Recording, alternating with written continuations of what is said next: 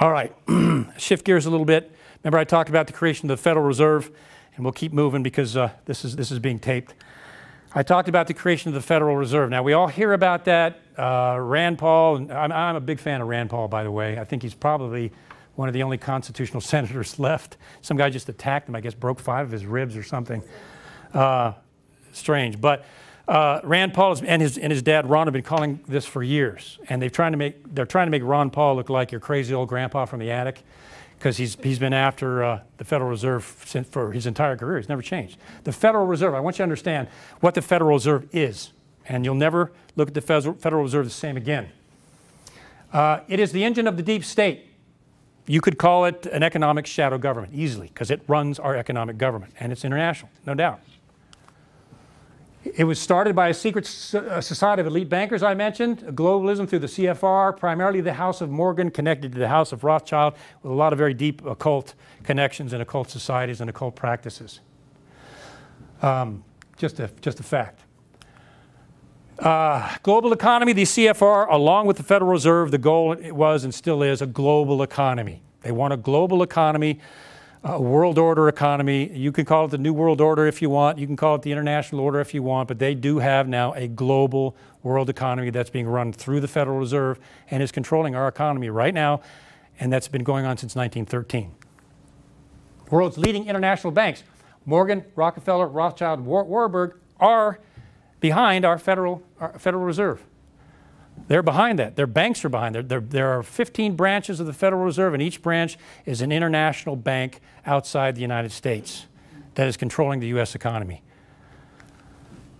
Complete control over our economy and freedom. The chairman of the Federal Reserve is appointed by the president, but it's meaningless because it's not a federal agency. But it makes it look legitimate, like it is a federal agency. The chairman of the Federal Reserve is a figurehead appointed to make it look like it's legitimate. The real head of the Federal Reserve is the director in New York that does this in secret behind the scenes.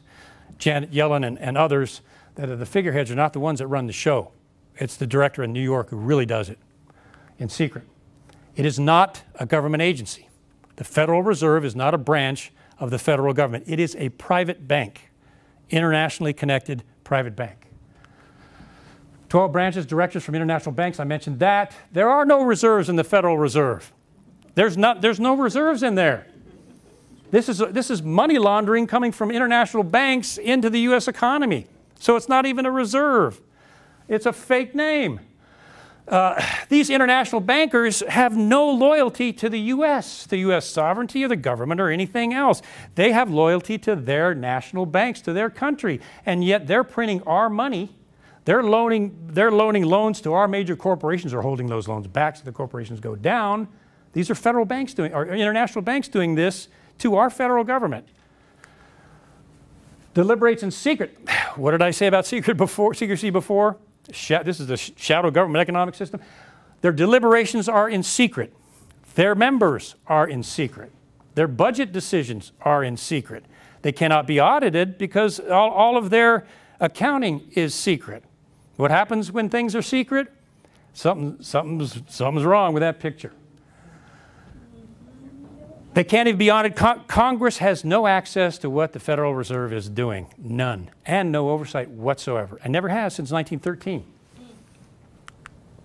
They have total control over the U.S. economy. Now just think about that. A private secret bank that does everything in secret, that is run by international banks, has full control over our economy. Full control. They have the power to manufacture currency, quantitative easing. You remember that? Just printing money like monopoly money just out of the blue with nothing to back it up, aka $20 trillion in debt.